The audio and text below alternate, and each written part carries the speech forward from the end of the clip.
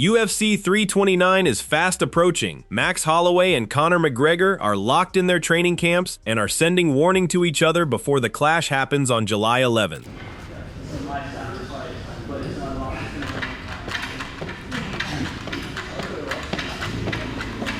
Max Holloway's striking coach, Ivan Flores, shares that Max has entered the final stages of camp with everything coming together. He explains that the focus has shifted from major improvements to fine-tuning, preparing for multiple scenarios, and sharpening every detail, adding that Holloway looks completely locked in through his movement, decision-making, and overall mindset. We're almost there.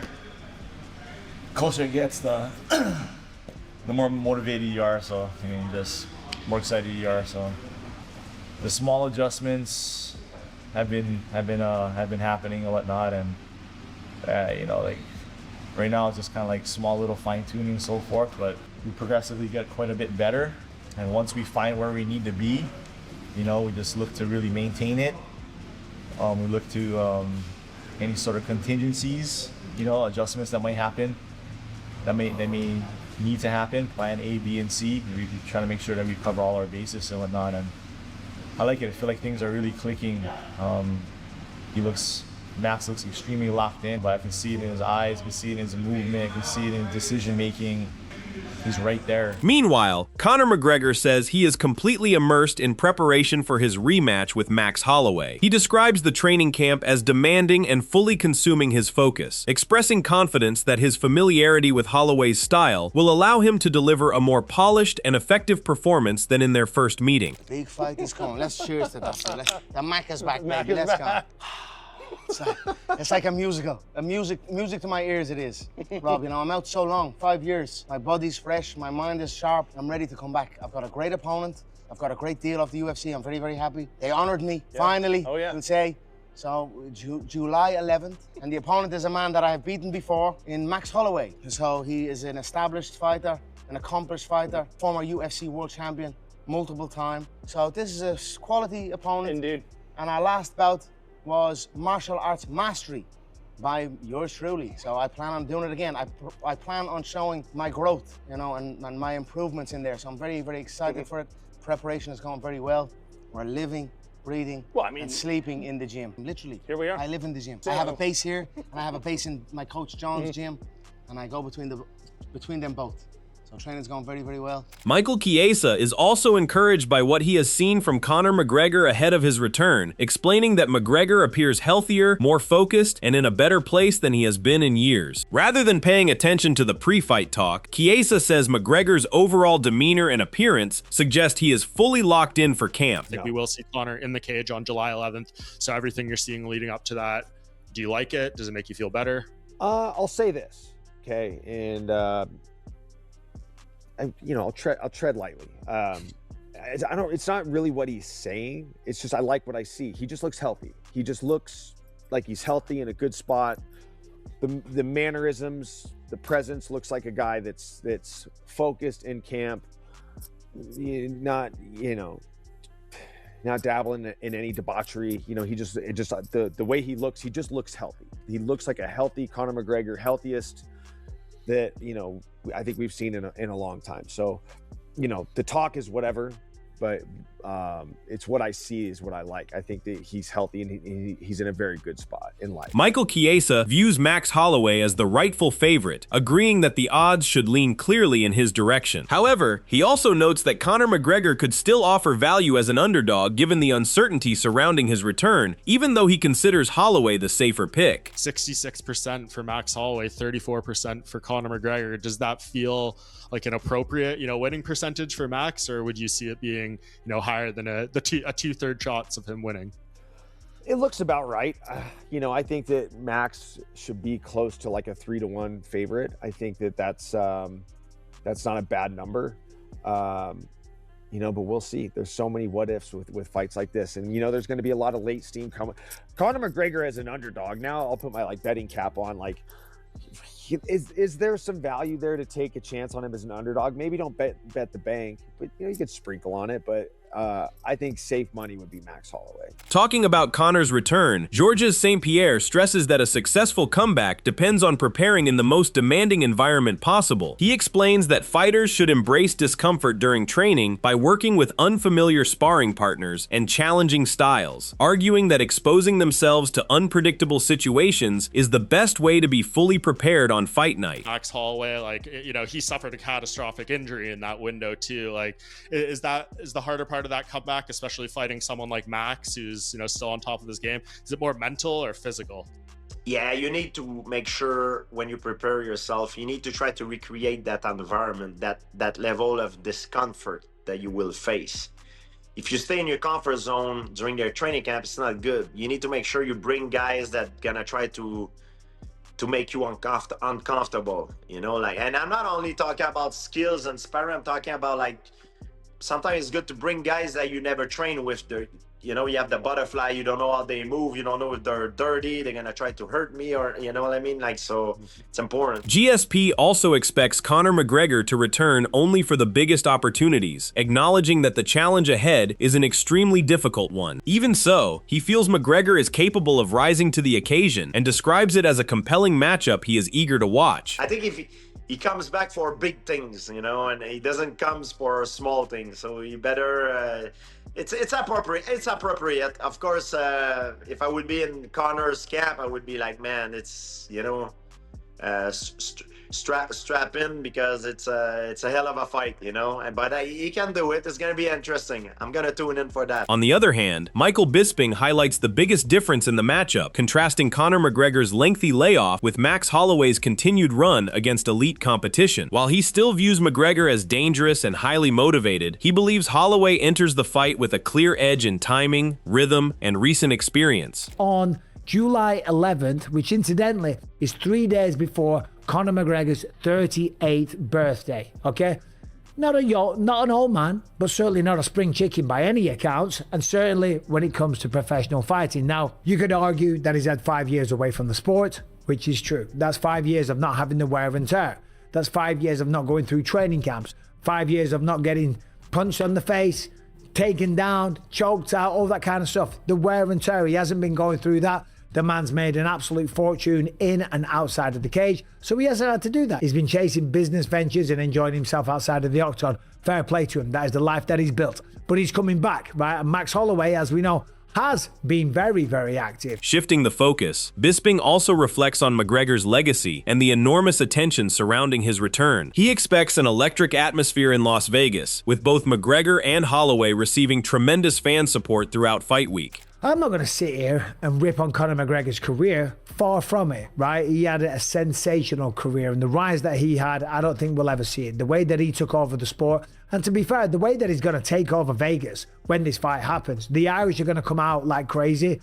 The Hawaiians are going to be there in style as well, because of course Vegas is the 9th island, so there's going to be wild fan bases everywhere. The atmosphere at the T-Mobile Arena will be incredible. Offering a similar perspective, Alexander Volkanovski believes McGregor remains a dangerous opponent because of his speed and explosiveness, despite the extended layoff. However, he expects McGregor to start strongly before slowing down in the later rounds against an active fighter like Holloway. They're a very familiar foe of yours. Max Holloway will be welcoming Conor McGregor back to the octagon next month, we all hope.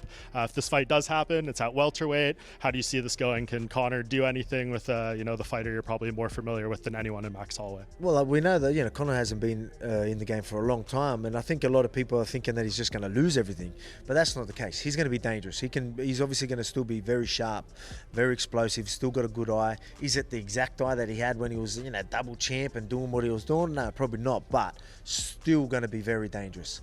And I know Max is going to respect that. Obviously they're going to want to put on a show, but at the same time you're going to know Conor will be very dangerous early. I think Max will make the right decisions to not just get in the fire straight away, and then start to work him later in them rounds. We know that Conor, again, very dangerous, very explosive, but that is going to wear on you. And with that big layoff, even though he's probably training very hard, we know that that's going to eventually wear on him, and that sharpness that I reckon he still has is probably going to deteriorate a lot quicker because of his being out of the game for so long. Adding another viewpoint, Wade Plemen sees a closely matched contest, noting that Conor McGregor still holds advantages in speed, power, and familiarity with Max Holloway's style. At the same time, he points to Holloway's relentless pace and elite cardio as major strengths, while also questioning whether the years of high-volume wars inside the octagon could begin to affect him as his career progresses. Conor's undersized at 170, but he's also already faced Max, and he also already knows what Max is susceptible to, and does somewhat better when guys are high-volume strikers that don't have a ton of power in their hands. And yes, I do believe that there's a different version of both guys that are fighting. Conor is not the old Conor in good and bad ways, and Max is not the old Max in good and bad ways. I think Max's advantages are his volume, his gas tank. He has weaponized pace and cardio that Conor, it's very difficult for him to keep up the same pace in cardio for 5 rounds. I think Conor obviously has the speed. I think he has the power advantage. I think we'll see if he still has the fight IQ. I think we'll see if he still can walk Max onto punches and set him up in those things. But overall, the biggest thing we're not talking about that we probably should is that Max has run multiple marathons in that cage. And how will that affect his body as he, gets into the later part of his career? He spent his life in there. We've seen Max from when he was a baby. And he hasn't taken any time off like Conor has. It's a massive weakness and one that could turn the fight. Taking a different stance, Daniel Cormier rejects the idea that Conor McGregor is a better fighter today than he was 5 years ago, arguing that skills cannot improve without consistent competition. DC stated, "There's one area that I cannot agree with. Conor McGregor is not better today than he was 5 years ago. It just doesn't work that way. You don't get better at something by not doing it. That doesn't mean Conor McGregor can't still be an elite fighter. I'm not saying that for a second. That version of him could still be enough, and this isn't an attack on him. It's just not a true statement." Expanding on that point, Daniel Cormier argues that ring sharpness naturally fades without regular competition. He believes McGregor's best version could still compete with anyone, but insists the overall level of MMA has continued to evolve during his absence. DC added, "Even the greatest shooter of all time, Steph Curry, if he stopped shooting for 5 years, he wouldn't come back as the same elite shooter he is today. That's just a fact. The version before might still be good enough. He was elite. But overall, the sport of mixed martial arts is better now than when Conor McGregor was at his peak." Meanwhile, Usman Nurmagamedov questions whether Conor McGregor will successfully make his return or even reach a fight with Max Holloway. He believes the long absence is a major obstacle, although he admits a successful comeback would generate enormous excitement across the sport. Because we mentioned the Irish. I mean, Conor McGregor. 1, do you think he actually makes it to that fight? And 2, you think he beats Max Holloway? First of all, I don't believe he's gonna come. He's gonna be a fight with him. This is first. Second, if he will, I don't sure he's gonna beat, because 5 years to staying away from this sport, this is like too much. It's very long. And third one, if he will beat him, this is good for MMA. He's beginning talk and more friends come back. You said Conor winning is good for MMA. Yes, if he will win, this is good for. I agree. Yes. There is what it is, brother. This is the stars. Yes. Looking ahead to fight week, Ariel Helwani is eager to see how McGregor performs after such a long break and expects the buildup to generate massive attention. He also views the matchup as a huge opportunity for Holloway to raise his profile on one of the biggest stages of his career. So I'm excited to see him back. I'm excited to see how he looks. I think the buildup's going to be fun. I think he's missed it. Genuinely, he's worked very hard to get here. Great opportunity for Max, obviously, after the Charles fight.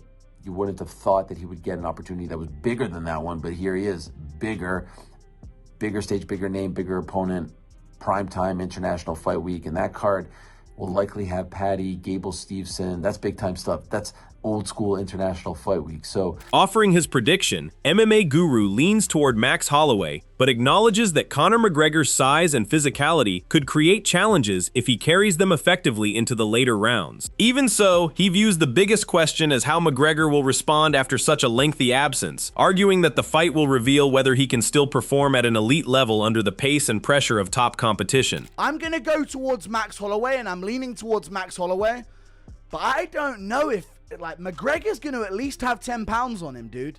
He has put on a lot of size. Is that a recipe for disaster for him if this does go into the later rounds? Yes. I'm talking about a McGregor fight in 2026. I'm breaking down a Conor McGregor fight in 2026, dude. I actually can't believe I'm saying these words. We're so back. The White House card, Strickland beats Chimaev. If only Yuri wouldn't have fumbled it. Yuri, you fool.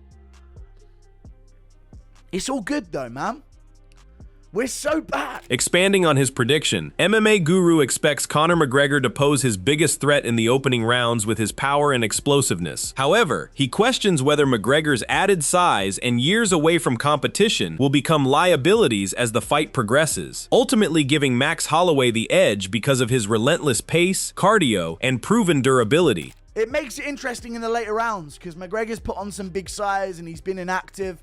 And of course his calf is going to be a target for Max Holloway, although that's not something that Holloway typically does. It's not like a weapon of his that McGregor has to watch out for. And McGregor's going to have a lot of power at 170 though on the other side of things. And Holloway just had a lot of momentum snatched away from him by Charles Oliveira. And this is very quickly announced as well. Like last week this was rumored and then now it's official. And I feel like that's by design from Conor McGregor. Maybe Holloway was hearing about some things, but this doesn't really give Holloway time to think about adjusting to 170. He's probably going to show up in 155 shape and just not cut the weight at all. I'm leaning towards Holloway, though. I don't think you can just dip in and out of this game. McGregor is really good, and he's going to be dangerous early, and it would be interesting and crazy if he does just chin Holloway immediately. Following the growing debate surrounding the matchup, Brendan Schaub questions whether Conor McGregor can immediately recapture the form that once made him one of the sport's biggest stars after spending years away from elite competition. He explains that Max Holloway's relentless pace, constant pressure, and ability to overwhelm opponents with volume create one of the toughest stylistic tests McGregor could face. Fun, or is he going to go personal against, and like Max Holloway's a family guy, good dude, so is he going to go super dirty and like personal? Like he even did that with Dustin Poirier and his wife. It's like, I don't know what lane he can take with Max. Also, he's been out for so long, and you know, even the Dustin Poirier buildup, he talked all this shit and they see his leg fall off. So I think we're thinking of the days when he was talking all that, we're not here to take part, we're here to take over, all that. That's all fine and dandy when you're winning. When you haven't won in 7 years, it's a tough sell, man, as far as that hype. You know what I'm saying? Building on that assessment, Schaub argues the matchup becomes increasingly difficult for McGregor the longer it lasts. He points to Holloway's durability, relentless work rate, and comfort competing at welterweight as factors that could gradually take over, suggesting McGregor's best opportunity comes early before cardio begins to play a larger role. It's an awful fight for him. Stylistically, it's a horrible match. Max is so going to be so strong at 170, being able to eat whatever, you know, I mean, within reason, but being able to eat whatever he wants, being able to be as strong as you've ever seen him. I think the thing to think about is, you know, Max Holloway's always been Mr. Durable, kind of like Nate Diaz. And once that goes, it's a sad, sad thing to watch. So it's like, the questions are, is Max Holloway still Mr. Durable? We know if this fight goes in the 3rd, 4th, and 5th round, it favors Max. Conor's never been a cardio guy. It's just not his thing. Mm-hmm. So if this goes 4 and 5, that's going to definitely favor Max. Max has been active. Like I would put Conor at like a plus 500. I think he's a plus 300. I put him at plus 500. It's a very, very tough fight. As the countdown to UFC 329 continues, opinions remain split on Conor McGregor's long-awaited return against Max Holloway. Will McGregor remind everyone why he became one of the biggest stars in MMA history, or will Holloway's activity, pace, and durability prove too much to overcome? Share your prediction in the comments below, and if you enjoyed this breakdown, don't forget to like the video, subscribe to the channel, and turn on notifications for more UFC news, fight breakdowns, and exclusive MMA updates.